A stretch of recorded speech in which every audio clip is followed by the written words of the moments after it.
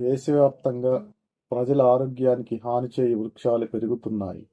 వాటి పట్ల అప్రమత్తంగా ఉండాలి. ఇక్కడ సూచించిన ఈ ఉషిపీడిత వృక్షము సాధారణంగా ఏడాకుల పాల చెట్టు అని మరియు ఆంగ్ల భాషలో డెవిల్ ట్రీ అని పిలుస్తారు. వృక్షశాస్త్ర పరిభాషలో ఆల్ట్రస్ట్రామియా స్కాలరీస్ అనే శాస్త్రీయ నామంతో పిలుస్తారు. ఇది అపోసైనేసి కుటుంబానికి చెందిన మొక్క.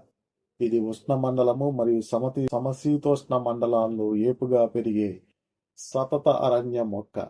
ఈ మొక్కకు ప్రతి కొమ్మ వద్ద ఏడాకులు వలయాకారంలో అమరి ఉంటాయి.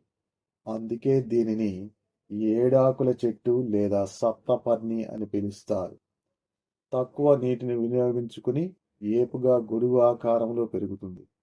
చూడడానికి చాలా అందంగా, ఆహ్లాదకరంగా కనిపిస్తుంది. కానీ దీని వలన వచ్చే ఆరోగ్య సమస్యలు చాలా ఉన్నాయి.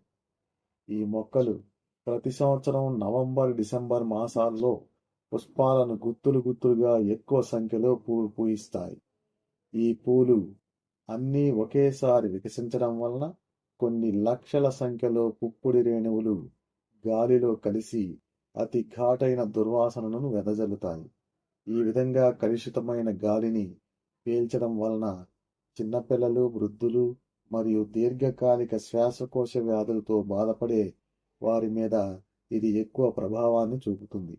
అంతేకాకుండా కొత్తగా శ్వాస సంబంధం సమస్యలు అయిన ఆస్తమా, బ్రాంకైటిస్, అలర్జీ వంటి వ్యాధులు ఎక్కువగా వచ్చే అవకాశం ఉంది.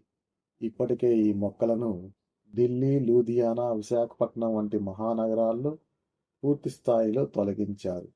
మారుతున్న వాతావరణ పరిస్థితుల ప్రభావం వలన గాలిలో కాలుష్యం పెరిగి మనం పీల్చే గాలి యొక్క నాణ్యత సూచి రోజురోజుకి తగ్గుతున్న సందర్భంలో ఇటువంటి మొక్కలను తొలగించడం ఎంతో అవసరం.